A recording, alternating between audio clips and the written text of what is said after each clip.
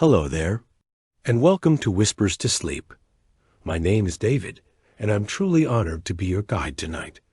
Here we believe sleep is not just a routine.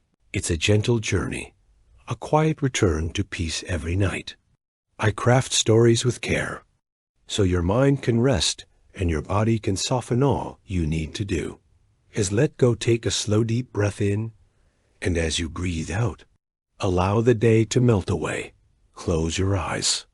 Get cozy under the covers and let my voice lead you into calm, into comfort, into dreams. This is your time.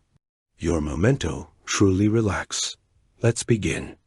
You open your eyes to the sound of slow-moving waves. The air is warm, but not heavy. It wraps around you like a familiar blanket, scented faintly with salt and something sweet, perhaps hibiscus. The light has a softness to it, as though the sun has already finished speaking, and twilight is now gently clearing the table. You don't remember arriving, but you feel no panic. Instead, your body feels light, like you've been placed here with care. The ground beneath your feet is sand, not dry and gritty, but smooth, like it's been polished by centuries of kindness.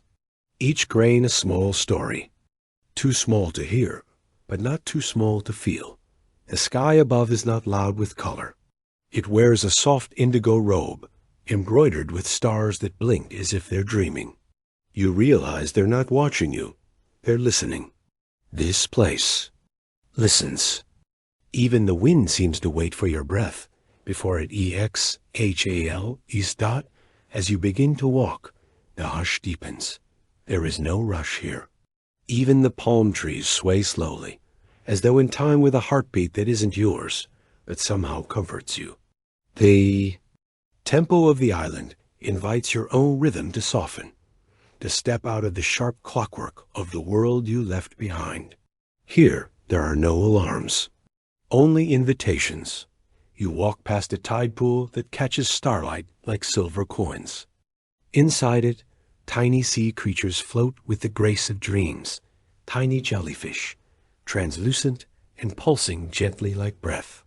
Their movements remind you of something deep inside you, the rise and fall of your own lungs, the ebb and flow of your own blood, the slow ocean inside your chest.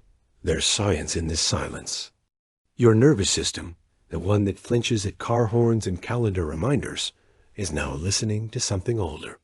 A signal not made of noise, but absence. The parasympathetic response, your rest and digest mode, awakens like a cat curling beside a warm window. No fight, no flight. Just rest out in the distance. You see small lanterns glowing, as if a path is being revealed, not drawn. Their glow is soft, warm, not electric, but firefly. You follow them not with your feet, but with something more instinctual. A pull, like the way sunflowers follow light, without ever learning how. The island hums, not with music, but with the memory of music. It's as if this place remembers lullabies that have never been sung, and rocks you gently with their echo. The wind brushes your cheek like a hand that knows how to comfort without asking questions. Everything here is patient. Everything waits. You begin to notice the details. The moss growing in heart shapes on the rocks. The way the leaves nod gently as you pass, not as a gesture of welcome, but recognition. Like they've seen you before. Or maybe they've seen a feeling you carry. The kind you don't speak aloud, but bring with you anyway. Your body, too, is listening now. Not just with ears, but with skin, with breath, with bone. It loosens the armor you didn't know you were wearing. And beneath that, your heart begins to whisper back. Not with words, but with relief. This is the island of whispers. Not secrets, not silence, but something quieter. It's the place beneath language, where understanding doesn't need to be explained, only felt. Here, your body begins to remember what it means to feel safe. There is no mirror, but somehow you see yourself more clearly. Not in shape or clothing or title, but in stillness. You see the version of you that is not performing, the version that does not shrink or rise to meet expectations. Just you, breathing, being. The stars blink again, and you realize their rhythm matches your breath now. Inhale, pause, exhale, stillness. You sit for a while, though you're not sure how long. Time here is not a straight line, but a gentle spiral. Moments loop, then drift like petals in a pond. You are not missing anything. You are not late. Everything arrives exactly when it is ready. Even your thoughts slow down, like guests who decide to take their shoes off at the door. They don't need to rush in anymore. Some even choose to leave, realizing they were never truly yours to carry. You lie back on the cool earth. Above you, the stars pulse faintly. You wonder if this is what cells feel like, floating in a body that holds them without judgment. Perhaps you're a cell in something larger, an island in an even greater sea, held, included, belonging. You begin to feel something unnameable stir in your chest. Not excitement, not fear, but the gentle start of opening. A readiness to receive. You don't know what yet, but you know it's good. It feels like kindness, wearing the clothes of curiosity. Light breeze brushes across your lips, as if the island is saying, rest now. You have arrived. And just as your eyes begin to soften with sleep, a single golden glow appears far off through the trees, a flickering lantern, swaying gently in the dark, where a little house waits with tea, and a fox who knows the science. Of warmth. You breathe in deeply, not to fill your lungs, but to make space.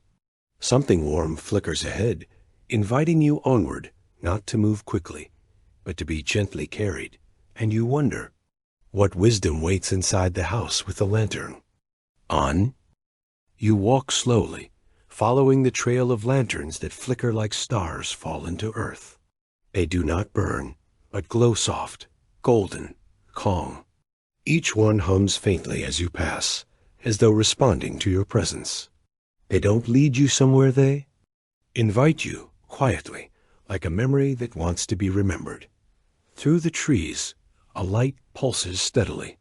Not fast or urgent, just enough to say, someone is home. You step closer, and the cottage reveals itself. Wooden walls weathered by time, wrapped in ivy and kindness. The windows fog gently from the inside. There is warmth in this house before you even touch the door. You don't knock. You don't need to. The door opens slowly, not with creak or rush, but like an exhale. Inside, the smell of something familiar: herbs, tea, books, and a kind of quiet that doesn't need to be filled. The fox looks up from the kettle and smiles. Not broadly, not for show. Just a soft curve of welcome. His fur is grayed in places, his eyes unreadable and safe. He gestures to the table without speaking. And so, you sit. Not because you're told, but because something in you already wanted to. Steam curls from the teacup he places in front of you. It smells of mint and orange blossom, with a hint of something you can't name. As you hold it in your hands, the warmth moves into your palms like sunlight sinking into stone, and something begins to melt inside your chest. The fox speaks slowly. Do you know why tea tastes better when it's shared? He asks. You don't answer out loud. Instead, he continues. When we share warmth, physical or emotional, your body responds. There's a molecule that flows through you when you feel safe or close or seen. It's called oxytocin. Some call it the bonding hormone. Others call it the love molecule. But I just think of it as the warmth that lives between people. You listen and sip. The tea is not hot. It's perfect. The kind of perfect that doesn't announce itself. Just quiet, smooth, and right. Oxytocin doesn't just happen during hugs, the fox says, his voice barely above the rustle of leaves outside. It flows when someone listens, when someone remembers your name, when you are held, not just in arms, but in attention. It turns down your fear, slows your heart, and makes your body say, "It's okay now." You breathe in slowly. And yes, something inside you does say, "It's okay now." This molecule, he continues, stirring a spoon in his own cup, isn't about romance. It's about recognition. You feel it when you look into the eyes of someone who truly sees you, even an animal, even yourself. The fire crackles softly behind you. Its glow doesn't demand anything. It just stays, just burns, just gives. You don't have to try so hard to earn it, the fox whispers. Your body makes it naturally.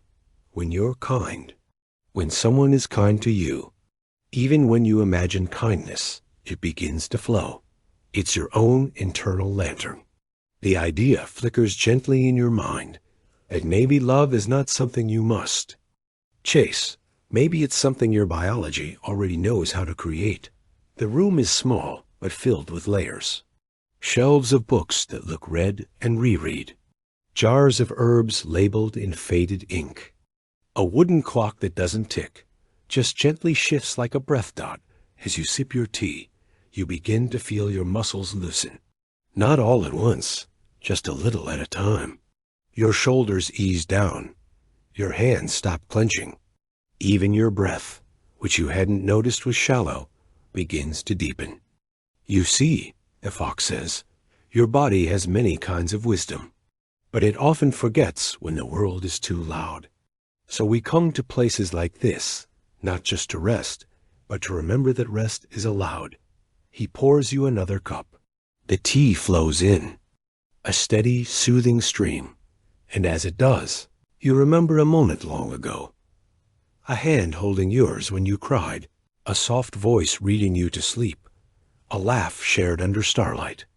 Tiny, quiet things, but your body remembered. Even if your mind did not. The fox's voice fades for a moment. You hear the wind brushing against the window, the faint chirp of something small in the distance, and the fire sighing softly behind you. Oxytocin, he says again, is not just chemistry. It's trust made real.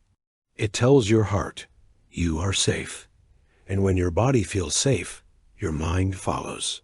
You nod without thinking. The truth doesn't feel like something you've learned, but something you've remembered. He stands now slowly. He does not rush you. He only sets down a small bundle beside your cup, a cloth-wrapped object tied with twine and care. For your next step, he says, you lift it gently. It's warm. It smells faintly of honey and pine. Inside, is something more than an object.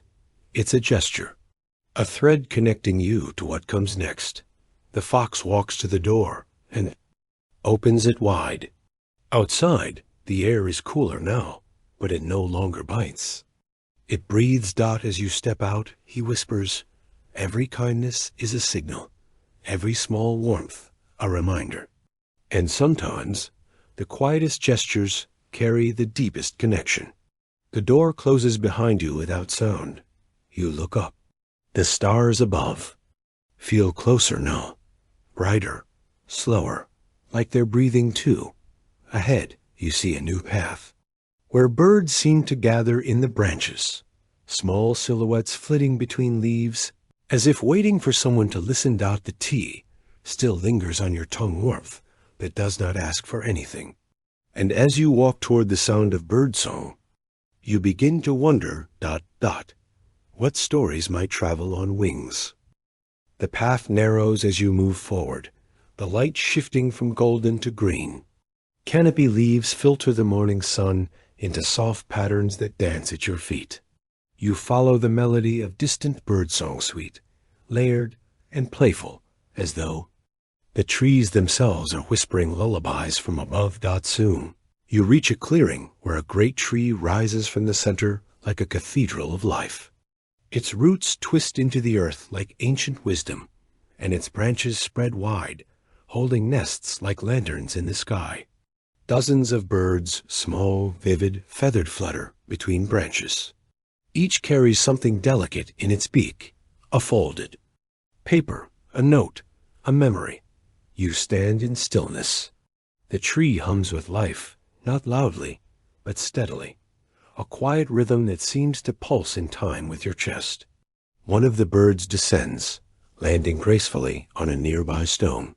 It tilts its head, watching you not with fear, but recognition. You feel the same sensation you did in the house with the lantern on. The warmth of being seen. The bird chirps not once, but in a series of notes that almost feel like a question. And then, impossibly, it speaks. Not in human words exactly, but in sound and tone that your body understands before your mind does. The voice is soft, musical, familiar. May I deliver something for you? It seems to say you don't respond aloud, but a part of you, perhaps deeper than thought, opens. You nod Dot, and with that, the bird flutters upward, disappearing into the branches. Moments later, others arrive one by one. Each perches close, chirping gently, as if telling you stories in a language made of kindness, not grammar. They begin to sing, not in perfect harmony, but in conversation, echoing one another, building on tones, weaving a melody that feels like a memory too old to name. Dot, as you listen, something inside you softens. Your breath deepens. Your jaw relaxes. The birds, somehow, are unwinding knots you didn't know you carried. This is the science of sound. Not the loud sounds that demand attention, but the soft ones, the rhythm of a kind voice, the steady cadence of spoken love, the tone that tells. Your nervous system, you are safe now. You sit beneath the tree and watch the birds move. They fly from one side of the clearing to the other, delivering messages in loops and spirals. Some notes are tucked in feathers, some sung aloud like lullabies. To no one and everyone at once, you begin to understand. These birds carry not just news, but emotions. Regret, joy, apology, gratitude, each note a thread in the invisible net that connects every being on the island. Dot, as you breathe in the bird's rhythm, you learn about a part of your body called the vagus nerve. It stretches from your brain, down into your chest and belly, a hidden path of connection between mind and body. When you hear a soothing voice, this nerve lights up, quieting your fight or flight responses, slowing your heart, telling your body to trust the moment. Dot, it's not just what's said, it's how it's said. The softness, the slowness, the steadiness. These are not decorations. They are medicine. One of the birds lands near you again. This time, it holds a folded letter. When you open it, the paper feels warm, as though it has held someone's heartbeat. There are no words, just a familiar scent. A faint trace of cedar and citrus, your grandmother's kitchen. You don't remember sending this memory, but the bird must have carried it from somewhere inside you. You smile, and the bird does, too, in its own way, tilting its head, chirping softly, fluttering close, before taking off again. This is what communication means here, not the exchange of data, but the movement of feeling. Dot, as you sit longer, the birds teach you something else. That attention is not just a gift, it's a form of love. When they sing, they look at each other. They pause between phrases. They mimic, not to copy, but to say, I hear you. And in that echo, safety blooms. Your nervous system continues to settle, as if the wind in your veins has found a place to rest. You begin to hum along, not words, just tones, letting your voice match the pattern of the birds. Dot, in doing so, your heartbeat slows even more. You begin to sync not just with the song, but with the rhythm of everything around you.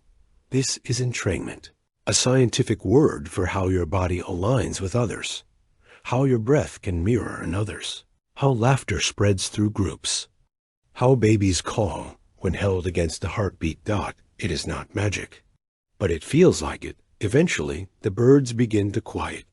One by one, they settle into their nests, curling wings beneath feathers, watching you with slow blinks of approval. The tree seems to lean closer now, its limbs bowing as if to thank you for listening. You realize you, too, have messages worth sending. And perhaps the birds have taught you how.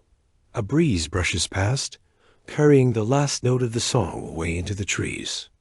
You stand slowly, your limbs lighter than before, your breath like silk in your chest dot as you leave the clearing. You notice something you hadn't before, a path lined with tiny golden threads, as though the birds have stitched your way forward. They lead you toward another grove, where you glimpse the soft shimmer of something being woven, not thread, not yarn, but memory dot, and beside the loom sits a turtle, gently tying strands together, as if he's been expecting you. The birds behind you settle into stillness, their songs now part of your breath. And ahead, where threads dance like fireflies, you begin to wonder what forgotten things are waiting to be woven back into you.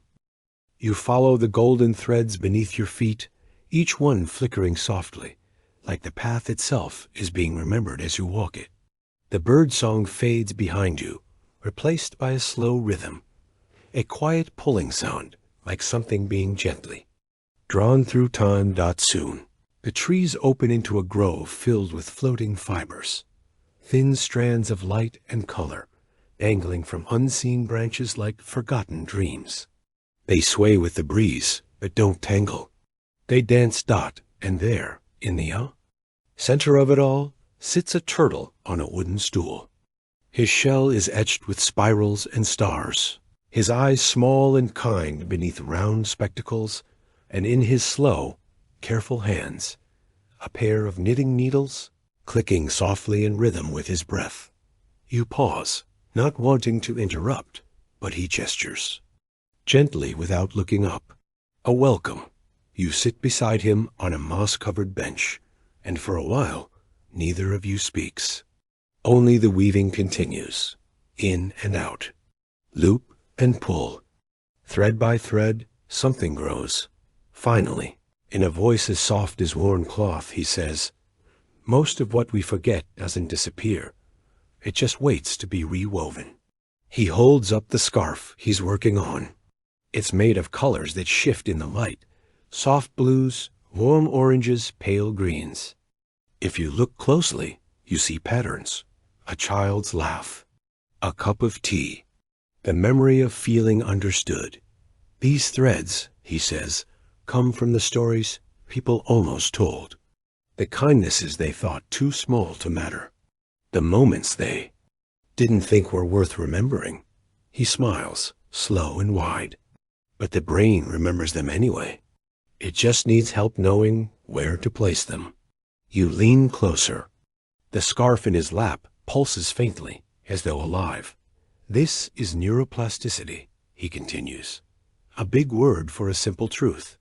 Your brain changes every moment, not suddenly, but gently, like yarn shaping itself into warmth. He explains, not like a teacher, but like someone telling you a story you once knew, that the brain has highways, neural pathways, and that these roads are built by repetition, by doing something again and again, even if it's small, especially when it's small.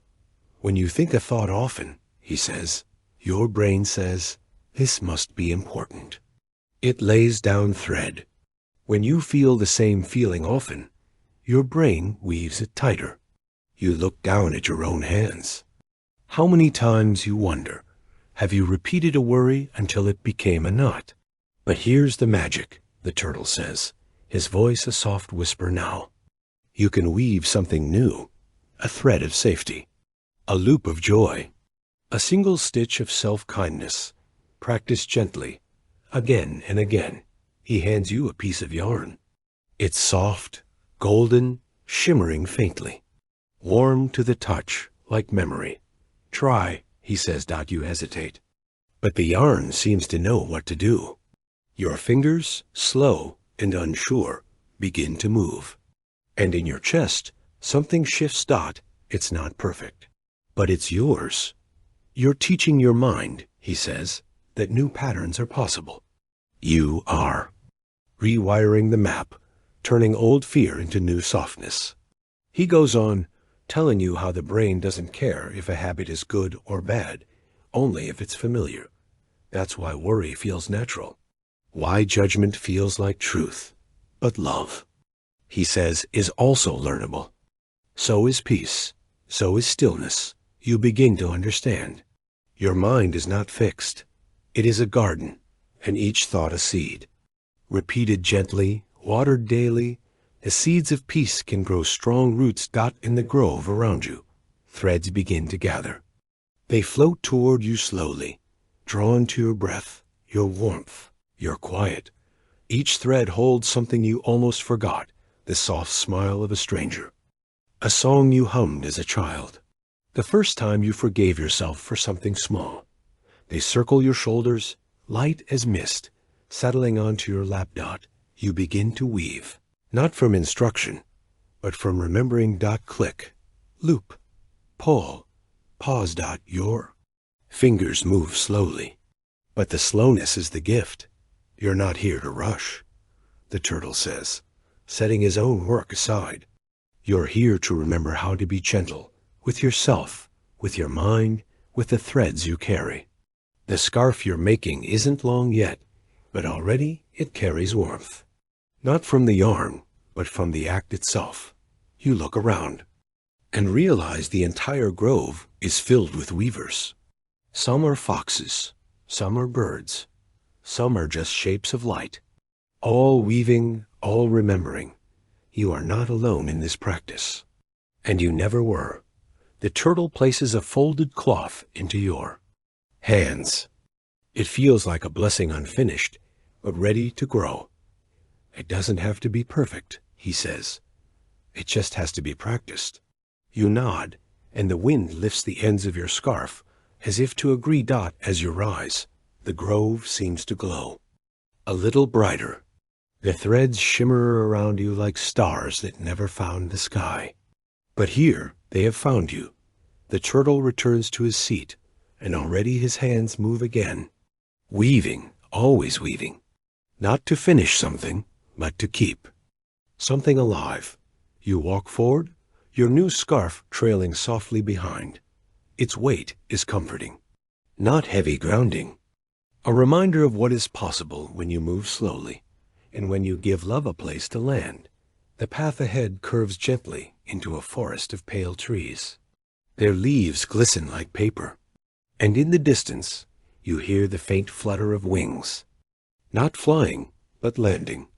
A soft coo. A room filled with letters never sent. Your scarf whispers against your skin, carrying every small kindness you've ever forgotten. And ahead, in the hush of the paper trees, you feel the stories waiting quiet, unsent but never lost. You follow the winding path deeper into the hush of the forest, where the trees grow taller and the air thickens with quiet. The leaves overhead shimmer like parchment, and the breeze carries something softer than sound. A feeling, perhaps, of things left unsaid.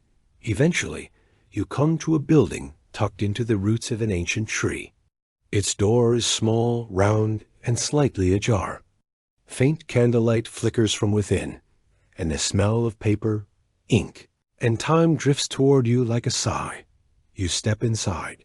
The room is filled with shelves, each one overflowing with letters. Some sealed, some open, some folded so many times. Their edges are feathered like wings. At the center of the room, on a wooden desk barely taller than your knees, a pigeon sits quietly beneath a green banker's lamp, wearing round spectacles and a soft scarf. He doesn't startle when you enter. Instead, he lifts his head and nods as if he's been expecting you. This is the mailroom of unspoken things, he says, his voice a gentle coo, neither old nor young but steady, like someone who has read too many hearts to be surprised by any of them. You move slowly through the space. The air hums with unsent truths, apologies never delivered, thanks never voiced, feelings too tender or too late. Some letters pulse faintly, like tiny hearts on paper. These, the pigeon says, are the words people needed to say. but didn't, and still their bodies remembered. You pause at one shelf. A letter sits open, its handwriting slanted and trembling. The ink has faded, but its energy remains.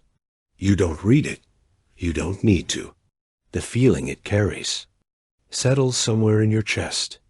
Regret, he says, fluttering to your side, is a form of memory that loops. The brain replays what it cannot release. But when you write, even silently, you give it a path out. He explains it softly. Your brain stores emotional experiences in a network shaped by both memory and physiology. When something is unresolved left, unsaid, unfelt, it creates a kind of internal pressure. Like steam trapped in a sealed pot. Writing, he tells you, activates the prefrontal cortex, the part of your brain that reflects, names, understands. By naming a feeling, you begin to tame it. You sit at a small desk, a page already waiting, a pen resting beside it, still warmed out at first. You don't know what to write. But then something within you stirs. A voice that doesn't need an audience. A sentence that doesn't need punctuation. Only space. So you begin, not to be heard, but to let go. Each word feels like a breath you've been holding. Each line a thread pulling something loose from deep within. You don't judge. You don't revise. You let it spill, and as the ink spreads, so does something else. Relief. The pigeon watches from a nearby perch, not reading, just witnessing. This, he says gently, is a chemical shift. When you name pain, you engage the parts of your brain responsible for empathy, not just toward others, but toward yourself. Self-compassion, he calls it, not a feeling, but a skill, a practice, a neurological invitation. When you allow yourself to write honestly, to tell the truth of your sadness, your guilt, your longing, your body responds. Cortisol, the stress hormone, begins to ease. Your parasympathetic nervous system, the same one that's softened in the presence of birdsong and warm tea, activates again. You are not fixing anything. You are simply letting it be seen. You finish the letter. It doesn't end with a solution. It ends with breath. You fold the page and slide it into the wooden box marked kept inside. The pigeon nods approvingly. Not all letters are meant to be sent, he says. Some are meant to be written and then left to rest. He shows you others. A letter a father wrote to his child but never gave. A confession of love written by someone who finally loved themselves. A note of forgiveness folded into a paper. Both, now resting in this room like a sacred seed. You see, he says, expression is more important than outcome. The act itself is what heals. You breathe that in. The science and the soul of it. That your body, your entire body, remembers every silence. And that giving voice, even in solitude, creates a release. You sit for a while longer, reading the titles on envelopes. Some say, I miss you. Others, I'm sorry, or thank you for leaving when you did. One says simply, I'm still here. You touch that one gently. It feels warm. It feels like yours. The pigeon lands beside you once more. There's another kind of writing, he says. One without ink, the kind you write with your choices, with your actions, with how you treat yourself the next time. You feel like hiding. He places a small letter in your hand. It's blank, but it glows faintly. You'll write more, he says. Not always on paper, but always with presence. As you rise to leave, he offers a final coo and a quiet reminder. Your nervous system is always listening. What you tell it matters, so speak kindly, especially when no one else is listening. You step outside, the forest now deeper but not darker. The weight in your chest has shifted, not vanished, but reshaped. Ahead, you see a stone path glistening. With recent rain, at the edge of the forest, a garden waits. Steam rises from teacups placed under soft canopies. And in the center, a fountain gurgles gently, its waters catching the memory of storms and turning them into song. You hold the blank letter close, feeling its quiet possibility. And as you follow the scent of warm tea and the sound of remembered rain, you wonder what stories steep within the cup that waits for you. You step softly from the mailroom into a clearing that breathes. The air here smells of wet earth and citrus leaves, as if the rain had passed only moments ago and left the world cleaner than it found it. A narrow stone path leads you through. Low, arching trees. Droplets still cling to their branches, catching light like memory suspended midair. Each one shivers as you pass, as if remembering the sky that shaped it. The garden opens slowly wide, welcoming, and hushed. You notice teacups resting on small wooden tables, steam rising from their surfaces like whispered thoughts. In the center stands a fountain, but instead of gushing water, it sings, a low melodic gurgling that somehow matches your breath. Beneath a canopy of vines, an old rabbit tends a kettle over a fire of soft blue flame. She looks up and nods as you arrive, not with surprise, but recognition, as though she's been waiting for you between one boil and the next. This, she says gently, is tea made from rain that remembers. You sit on a cushion across from her, the air thick with herbal warmth and something quieter, something like forgiveness. She pours tea into a cup carved from stone. The steam that rises smells of chamomile, but also something softer like the scent of a hug you once knew, but never had to ask for. As you wrap your hands around the cup, the warmth spreads instantly, not just across your skin, but into your shoulders, your jaw, your spine. You sip. The taste is soft, not sweet, not sharp, just calm. Do you know about the vagus nerve? She asks, eyes kind behind silver-framed glasses. You shake your head slowly. As the warmth moves deeper into your chest, she begins to explain, but not like a scientist, like a gardener would explain how roots talk to soil. The vagus nerve is like a ribbon of peace. It runs from your brainstem down to your heart, your lungs, your belly. And when it's calm, everything else can be too. She adds a few sprigs of dried flowers to the pot. Their colors deepen in the heat. When you feel safe, when someone speaks gently to you, when you rest, or eat slowly, or sit near kindness, the vagus nerve responds. She taps her chest gently. It slows your heart. It softens your breath. It tells your body you are not in danger, even if nothing else has changed. You sip again. The tea feels heavier now, like it's carrying something you didn't know needed carrying. In a world full of sharpness, she continues, tea is a round thing.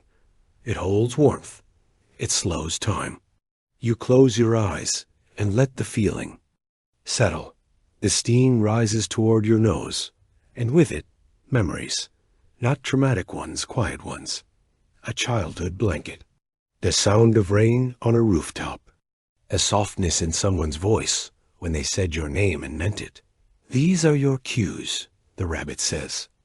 Cues of safety. She explains that your nervous system is always listening. It scans for signals. Is this moment safe? Is this person kind? Can I let go now? And when the answer is yes, the vagus nerve opens its quiet doors, letting your whole body breathe. It's not something you control with thought. It's something you feel. A cup of tea can do it. So can soft lighting, or a hug, or a moment of stillness where nothing is expected of you. You ask her how the tea remembers rain. She smiles and places her paw gently on the stone kettle. This garden collects rainwater in deep bowls hidden beneath the soil. And when the sun returns, we make tea with what the sky left behind. She stirs the pot, and the water swirls like a galaxy. It carries the memory of falling. And somehow, in that memory, it knows how to rise again as warmth. She pours you another cup. This one tastes slightly of ginger and lemon balm. Your Stomach softens. Your spine uncoils. She points to a vine trailing along the edge of the canopy. Each leaf glistens with dew. Did you know your gut and your brain speak to each other? She asks. They do it through the vagus nerve, too. When your stomach is tense, your mind believes something is wrong. But when your belly is warm-fed, slowly, treated kindly, your brain begins to believe it's safe again. This, she says, is why comfort food is not just emotional. It's biological. You sit quietly with her words, feeling the cup in your hands like an anchor. You didn't realize how many parts of you were waiting for permission to let go. She adds a pinch of lavender to your third cup. This one is floral, dreamlike, like the color of dusk. You feel tears at the edge of your vision, but not from sadness, from relief. Each sip is a reminder that slowness is allowed, that you don't need to earn rest, that your body, even now, is capable of returning to calm. This is co-regulation, she says softly, as though reading your thoughts. You feel safer because this place is safe, because I'm calm, and because you're not alone. You sip again. Your fingers are no longer cold. The rabbit begins gathering herbs into small cloth bundles. One for stillness, she says. One for letting go, and one for remembering that you belong. She ties them with golden thread and places them in your lap. Their scent is earthy and true. Take these with you. You may not always have tea, but you will always have your breath. You stand slowly, not because you're ready to leave, but because the next part of your journey is ready for you. The rabbit presses a warm paw to your shoulder. Your body knows the way back. You just need to keep offering it warmth. As you step beyond the garden, the air shifts again. Still gentle, but deeper, now cooler. You hear the ocean nearby, its tide pulling in and out like the rhythm of your chest. And ahead, on the shoreline, a seal rests among scattered shells, each one humming a note of goodbye. The warmth of the tea lingers in your belly like moonlight held in a bowl. And as you follow the sound of the sea, you begin to wonder, how do we carry love through loss and still remain whole? You follow the winding path through the trees, the tea's warmth still glowing gently in your belly. The forest thins, and the scent of salt touches the air. A quiet breeze lifts your hair as the sound of waves grows near, not crashing, but breathing. The shoreline opens before you like a secret. Soft sands stretch far in both directions, glimmering with the light of a sun just beginning to descend. The sea is calm, as though it too is listening. You walk barefoot onto the sand. It yields beneath your steps, holding your weight without resistance. Here you are allowed to arrive without answers. Shells dot the beach in spirals and arcs, each one unique, each one resting gently, as if placed there by memory itself. You kneel beside one, a small shell, pink-edged and delicate. You press it to your ear, not to hear the ocean, but to hear the past. A whisper, a moment, a voice once held dear. You don't hear words. You feel them. A soft sound approaches, like velvet brushing stone. You turn to see a seal resting nearby, its eyes dark and glistening, its body still and slow. She blinks at you with quiet understanding. No need for speech, just presence. This is the shore of soft goodbyes, she says, her voice like the tide, low, rhythmic, steady. Not where love ends, but where it changes. You sit beside her. No space needs to be filled. For a while, you both watch the waves. Some come in strong, others barely reach the shore. All of them return. You feel something, don't you? She asks. You nod. Not just sadness, something deeper. A longing with no name. A quiet ache you carried here without knowing. She smiles gently. That's grief, but not the kind that crushes. This kind is tender. This kind holds love in. It, she begins to explain, not academically, but like a lullaby. When you lose someone or something, the brain doesn't simply erase the connection. It holds on to it in scent, in sound, in sensation, in the folds of your body where memory rests. Grief lives in the nervous system, she says. It shows up in the way your shoulders tighten, in the breath you forget to take, in the way your hands reach for something that's no longer there. As she speaks, you notice your own body, how your chest feels a little heavier, how your palms are open but empty. It's not wrong to grieve, she continues. In fact, it's necessary. Tears are not just emotional. They are chemical. They carry cortisol, your stress hormone, out of the body. You blink slowly. A tear slips down your cheek. It doesn't sting. It soothes when you cry.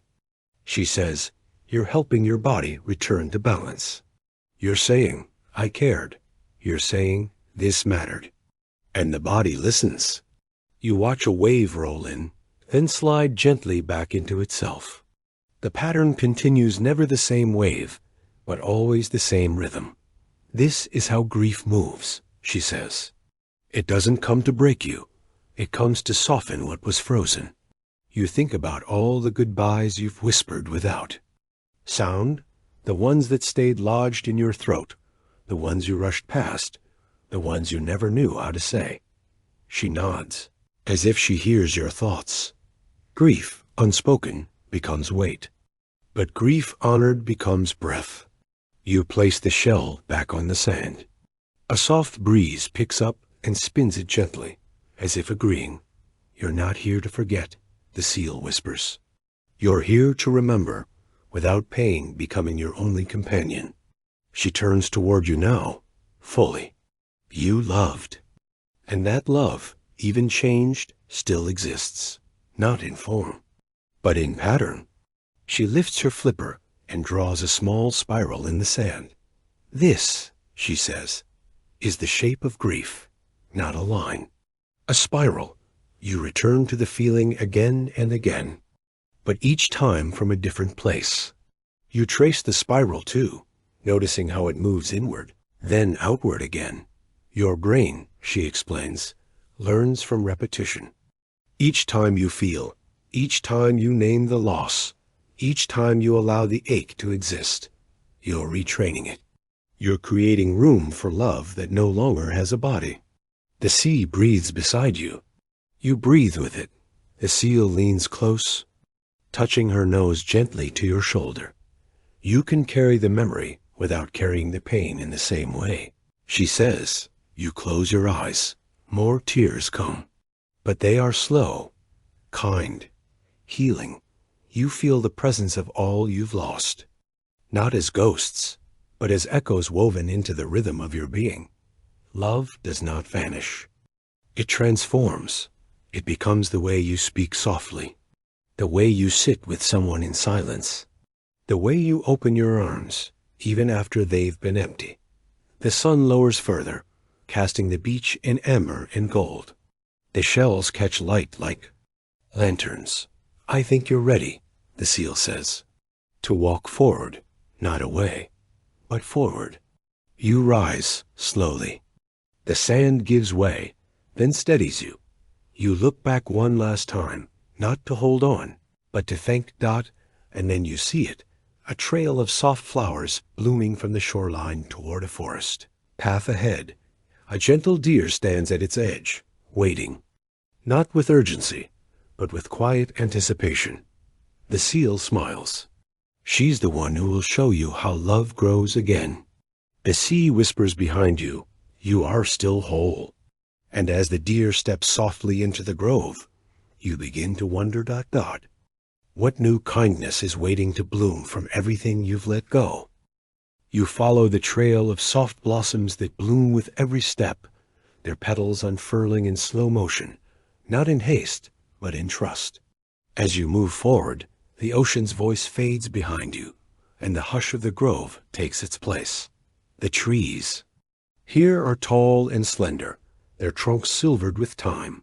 their leaves casting dappled light like gentle affirmations across the path. Everything here feels newly washed, as if kindness has been reigning here for centuries.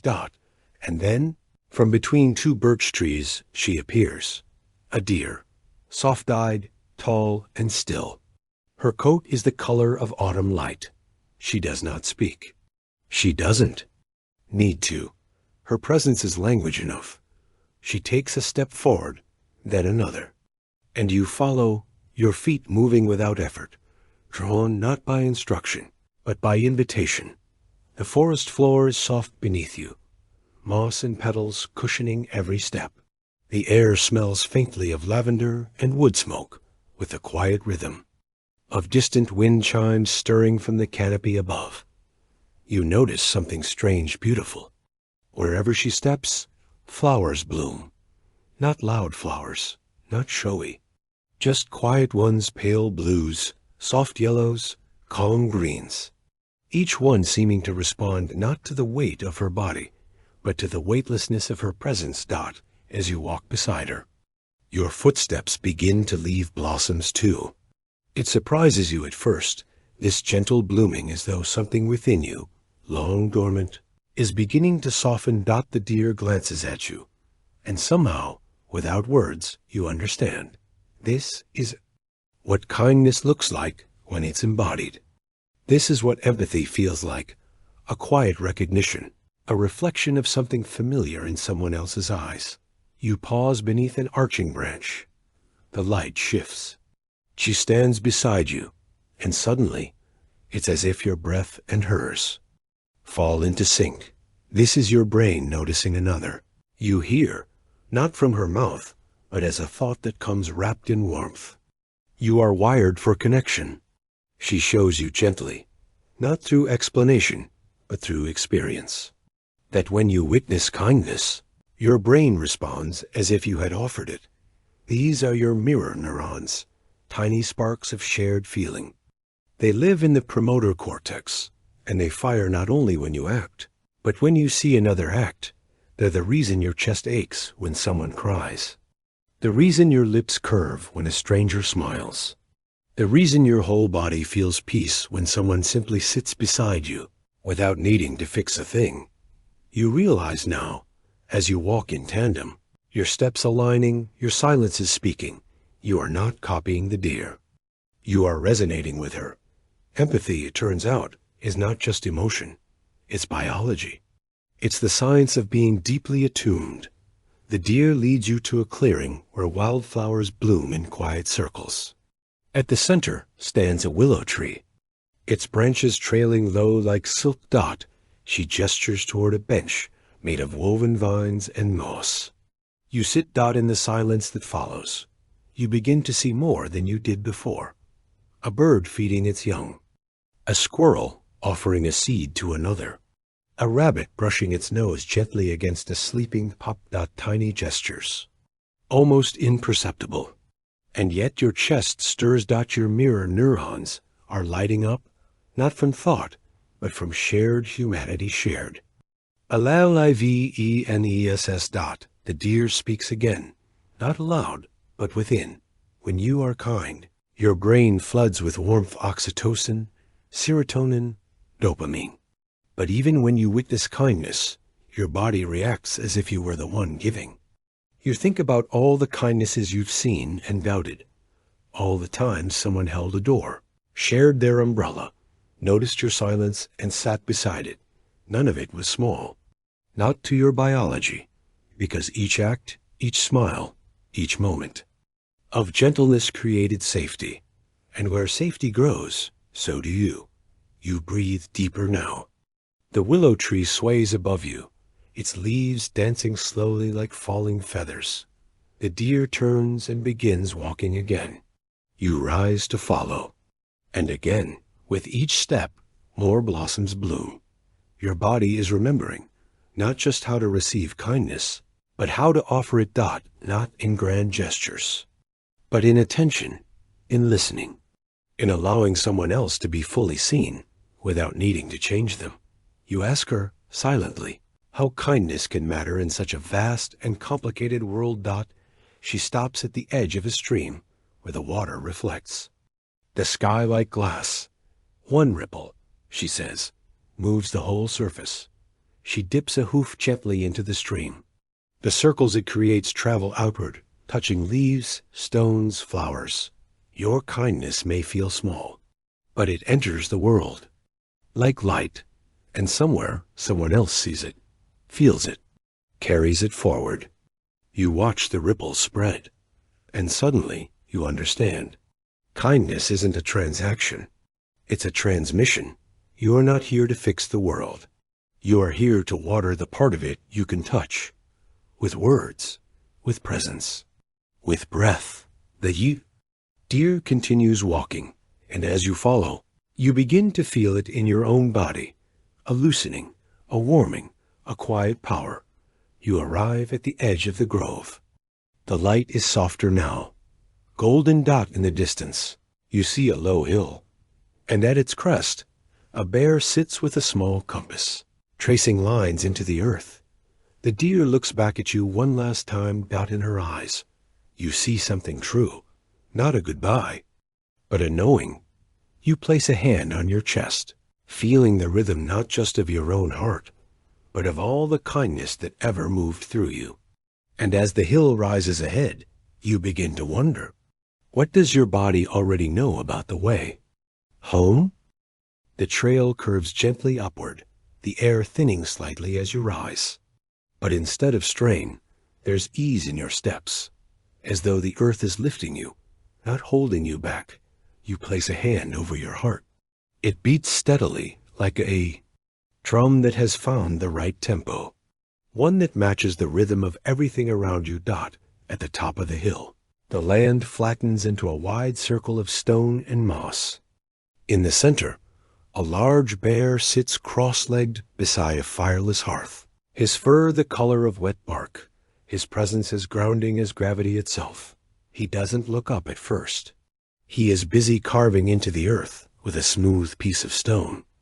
Not hurried, not perfect, just steady.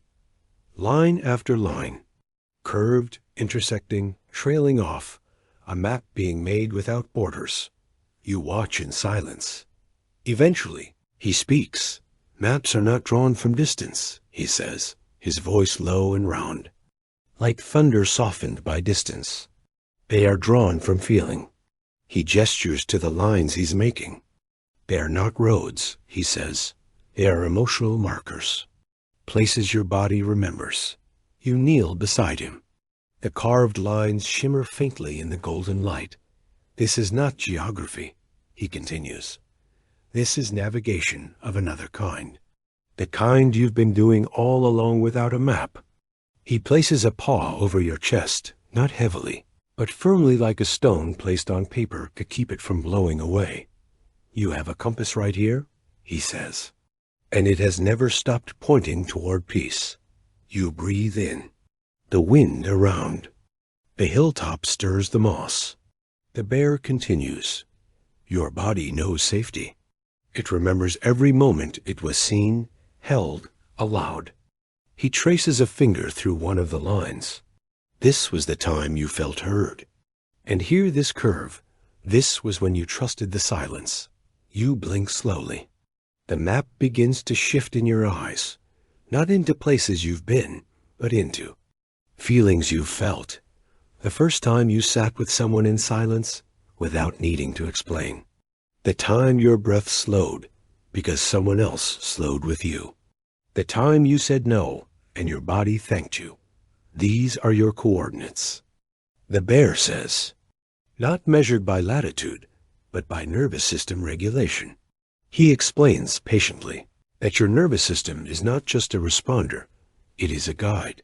When your breath deepens, when your shoulders lower, when your voice softens, your system is showing you the path, the ventral vagal state. He calls it the place of connection, presence, and calm. When you are in that state, you see more clearly. You listen more gently. You respond instead of react. It's like standing in the eye of the storm, he says. The world may swirl, but you stay steady. He leans back, letting the air move through the clearing. You felt that place, haven't you? He asks, even if just for a moment. You nod. A memory rises not of a location, but of a feeling. A moment when everything felt simple, and your breath belonged exactly where it was. That's the compass, the bear says, smiling. And every time you return to it, you strengthen its pull. He offers you the stone tool. You hesitate, then accept. He gestures to the earth. Add your own lines, your own landmarks. Let your body tell you where peace has lived. You press the stone into the soft soil, and you begin to draw. You carve the shape of a lullaby, a conversation where you felt known. A decision you made that aligned with your gut. The bear nods approvingly. Your body remembers alignment. When you move in harmony with it, you reduce stress. You release trapped tension. You heal. You pause to look at what you've made. Not a perfect map, but a real one. Not of a place, but of a state. This is your internal GPS, the bear explains.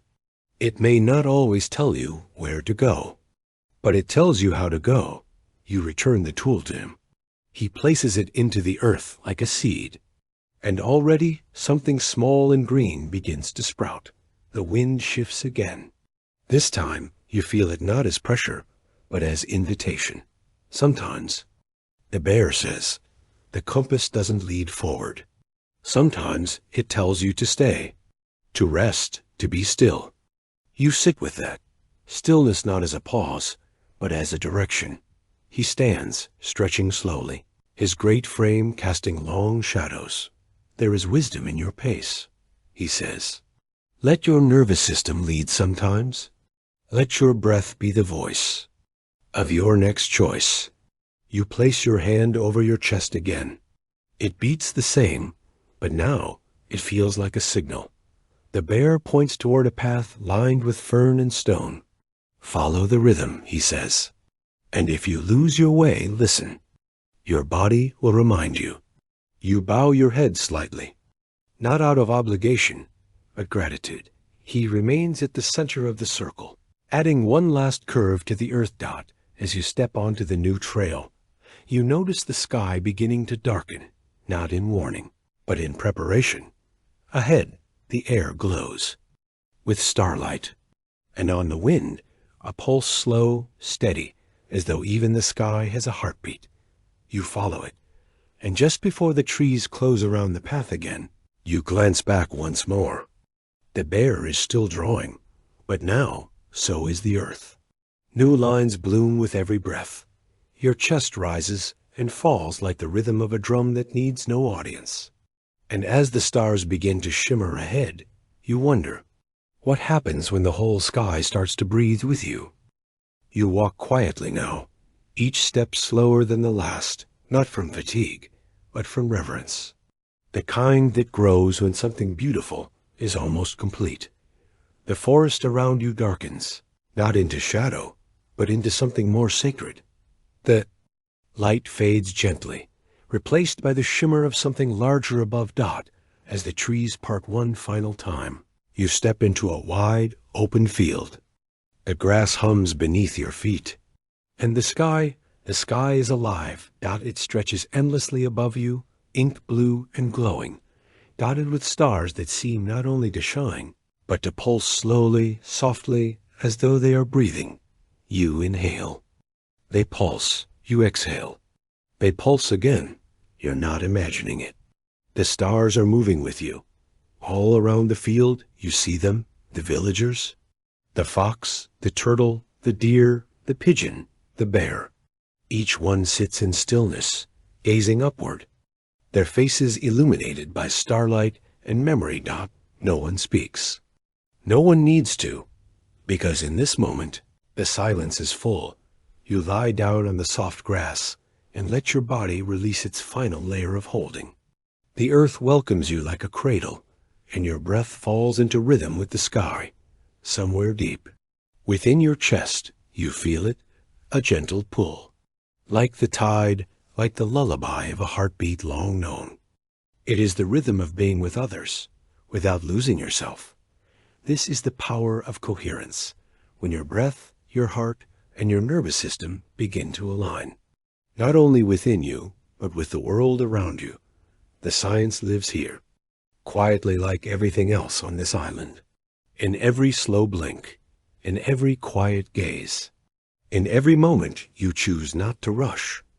When you sit beside another, or breathe with someone you love, your heart rhythms begin to sync. Your brain waves match pace, oxytocin flows, cortisol lowers. Your body says, I am not alone.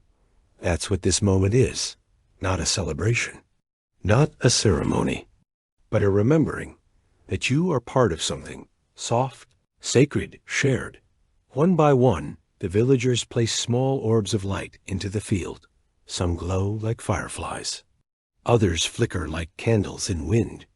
Each one carries a memory, a kindness, a breath once shared. And slowly, gently, the orbs begin to rise. You watch them float upward, joining the stars. And as they rise, the stars grow brighter, their breath deeper. You feel your own body responding, as if the boundary between you and sky is dissolving. The fox catches your eye and smiles. The turtle offers a nod. The pigeon bows. The deer blinks, slowly, lovingly. And the bear presses a hand to his chest. You do the same. And for the first time, you feel not only where your heart is, but what it holds. It holds this island, these stories, these truths. That presence is healing. That connection is biology. That slowness is strength. That love, when given freely, rewires the brain, softens the body, and restores the breath. The orbs continue to rise. And you realize you have left something behind here, not in loss, but in offering. A piece of your pace, a rhythm, a kindness, a softened breath. You wonder how many people in the world are breathing like this right now. Some alone, some together. All part of a pattern that weaves us back into wholeness. This, now, is the story your body has been telling all along. The stars pulse again. You close your eyes, and even with them closed, you still see light, because it's no longer just above you. It's within you. You feel your nervous system settle like a lake at dawn. You feel your mind soften like candle wax. You feel your breath deepen into a truth so ancient, language can only bow before it.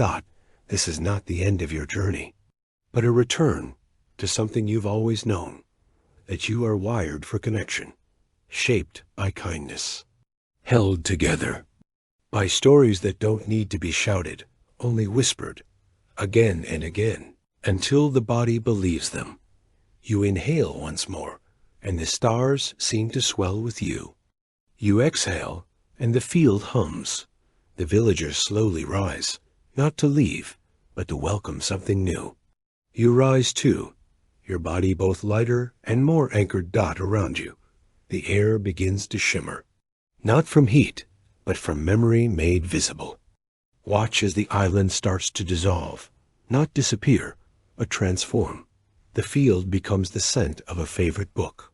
The breeze becomes the weight of a blanket at night. The starlight becomes the softness in someone's voice when they say your name gently. Everything you've experienced, the tea, the letters, the birdsong, the compass, folds itself quietly into your chest. The fox takes your hand. He doesn't speak. He only places something small and glowing into your palm. A tiny star, pulsing, breathing, just like you. You clutch it to your chest, and it melts into your skin, not lost, but absorbed. And just before everything fades, Deer steps forward. She presses her forehead to yours, and you hear her final whisper, "You are safe to return." As the island fades, and your breath falls into sleep, you wonder gently, how many stars are really memories? And how many are simply waiting for your kindness to rise? You've walked through an island made not of places, but of feelings. You've met kindness in the shape of animals, and listened to your nervous system like it was a friend you'd forgotten to call. You've remembered what safety feels like. That a soft voice can change your breath, that a tear can carry healing, that the rhythm of your heart is not separate from the world, but part of its music. You've written the letter you never sent, sipped tea made from rain, carried goodbye like a gift, not a wound, and discovered that kindness grows slow, but deep. Your brain has rewired with every step. Your body has softened with every breath. And even now, as your eyes grow heavy, you are still becoming, not a different person, just a truer one. So sleep now, not to escape, but to return to the you who remembers the way back to calm. And if ever you lose the map again, listen for your breath. It knows the way. And now, as our story gently fades, I want to thank you from the bottom of my heart for spending this moment with me. Your presence here means the world, and your support helps me create even more peaceful journeys. Just for you. If this helped you rest, please consider liking, subscribing, or simply coming back tomorrow night. Until then, stay cozy, stay kind, and may your dreams tonight be soft, serene, and full of wonder. Good night, my friend. With warmth, David.